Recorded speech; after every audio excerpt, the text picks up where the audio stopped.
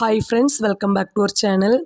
இன்றைக்கி நம்ம என்ன வீடியோ பார்க்க போகிறோம் அப்படின்னா, என்னோடய பொண்ணோட பர்த்டே விலாக் நான் இது கூட ஷேர் பண்ணியிருக்கேன். இது மே 15th எடுத்த வீடியோ. நான் காலையிலேருந்து என்னென்ன ஒர்க் பண்ணேன் அப்படிங்கிறத உங்கள் கூட ஷேர் பண்ணியிருக்கேன். வாங்க வீடியோக்குள்ளே போகலாம். அன்றைக்கி காலையிலே கொஞ்சம் சோம்பலாக இருந்துச்சு. இஞ்சி போட்டு டீ குடிக்கணும் போல் இருந்துச்சு. இஞ்சி போட்டு குடித்தோம் அப்படின்னா கொஞ்சம் ஃப்ரெஷ்ஷாக இருக்கும். அதனால் போட்டு குடித்தாச்சு. நான் பர்த்டேக்கு ஈவினிங் பிரியாணி வீட்டில் பண்ணலாம் அப்படின்ட்டு நான் நினச்சிருந்தேன்.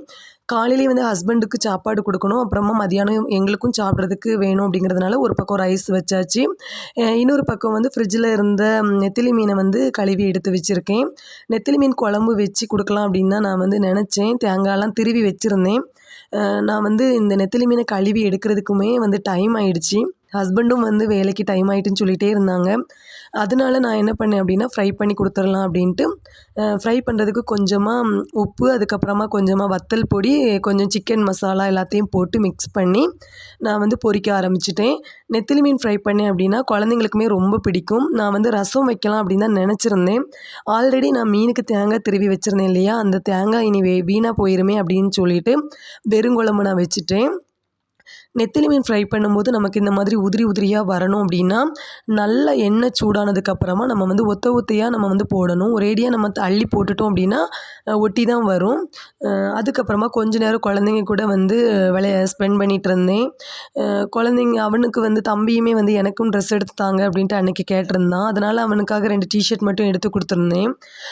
அதை போட்டுட்டு அவன் கலத்த மாட்டேன்னு சொல்லிட்டு கொஞ்சம் விளையாண்டுட்டு இருந்தான். அவன் கூட கொஞ்ச நேரம் ஸ்பெண்ட் பண்ணிவிட்டு அதுக்கப்புறமா கிச்சனுக்குள்ளே போயாச்சு. கிச்சனுக்குள்ளே போனோடனேயுமே காலையிலே சாப்பிட்ட பாத்திரங்கள், சமைச்சது எல்லாமே ஒரு மாதிரியாக தான் கிடந்துச்சு. எல்லாத்தையுமே க்ளீன் பண்ணலாம் அப்படின்னு சொல்லிட்டு நான் ஸ்டார்ட் பண்ணிட்டேன். இந்த வீடியோ நான் 2 குழந்தைங்களையும் வச்சுட்டு வீட்டில் என்னோடய வேலைகளை நான் எப்படி பண்ணுறேன் அப்படிங்கிறத தான் உங்கள் கூட ஷேர் பண்ணியிருக்கேன். வீடியோவுக்கு சப்போர்ட் பண்ணுங்கள். வீடியோ பார்க்குறவங்க சப்ஸ்கிரைப் பண்ணிவிட்டு பாருங்கள். அப்போ தான் அடுத்தடுத்து வீடியோ போடுறதுக்கு கொஞ்சம் இன்ட்ரெஸ்ட்டாக இருக்கும். சப்போர்ட் பண்ணுங்கள் ஃப்ரெண்ட்ஸ்.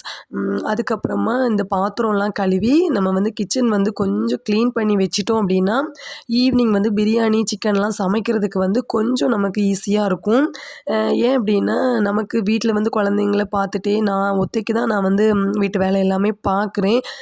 அப்படிங்கிறப்ப அப்பப்போ நம்ம வேலையெல்லாம் பார்த்தா மட்டும்தான் என்னால் கொஞ்சம் ரிலாக்ஸாக வேலை பார்க்க முடியும். அதனால் காலையில் வேலை முடித்தோடனே கிச்சனை க்ளீன் பண்ணிடுவேன். அடுத்து ஈவினிங் பார்க்க வேண்டியது தான். லாஸ்ட்டு எல்லாத்தையும் க்ளீன் பண்ணி லாஸ்ட்டு ஃபைனலாக என்னோடய கிச்சனை பார்த்தீங்கன்னா இந்த மாதிரி தான் இருந்துச்சு. ரொம்ப பர்ஃபெக்டாக வச்சுருக்கேன்னு சொல்ல முடியாது, ஆனாலுமே என்னால் முடிஞ்ச அளவுக்கு நான் வச்சுருக்கேன்.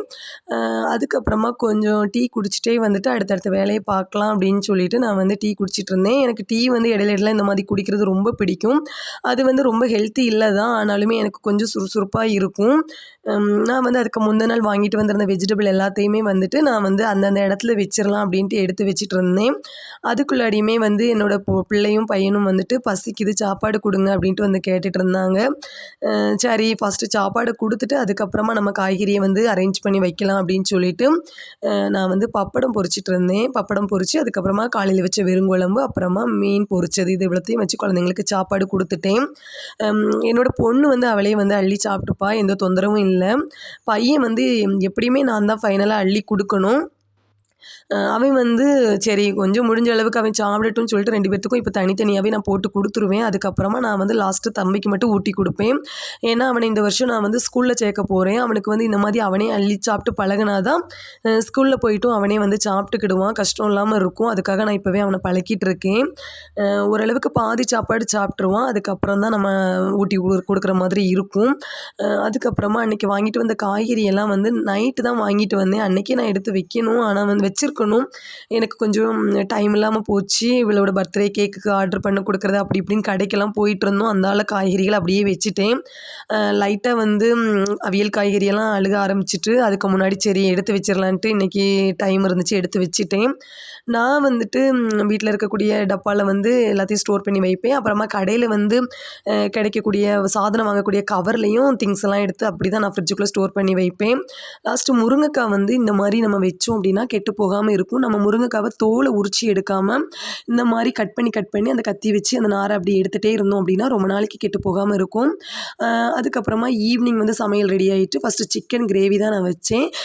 ரொம்ப டேஸ்ட்டாக இருந்துச்சு. இது வந்து நான் ஏன் வீடியோ வந்து ஃபுல்லாக ஷூட் பண்ணல அப்படின்னா, நான் வந்து எனக்கு ஸ்டாண்டும் கிடையாது. நான் கையிலே வச்சுட்டு தான் நான் வீடியோ எடுப்பேன். பிள்ளைங்கள பார்த்துட்டே நான் ஒத்தைக்கே சமைக்கிறதுனால எனக்கு வந்து கடைசி நான் வச்சு முடிச்ச அப்புறம் தான் என்னால் வீடியோ எடுக்க முடிஞ்சிச்சு.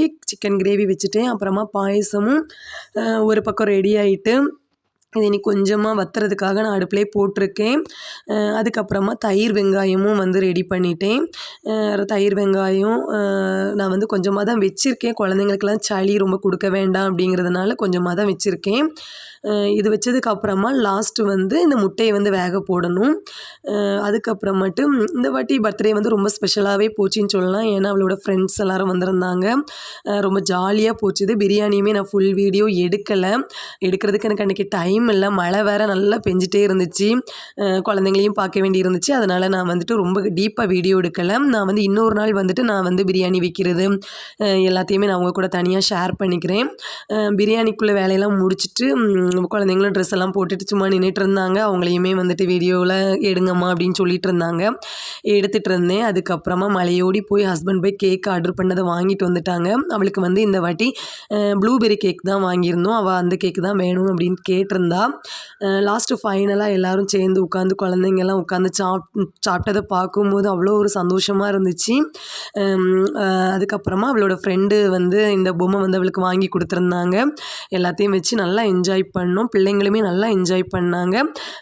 ரொம்ப ஹாப்பியாக போச்சு இந்த பர்த்டே. நெக்ஸ்ட் வீடியோ வந்து அடுத்து நம்ம பார்க்கலாம். சப்போர்ட் பண்ணுங்கள் ஃப்ரெண்ட்ஸ். சப்ஸ்கிரைப் பண்ணிவிட்டு பாருங்கள். பாய்.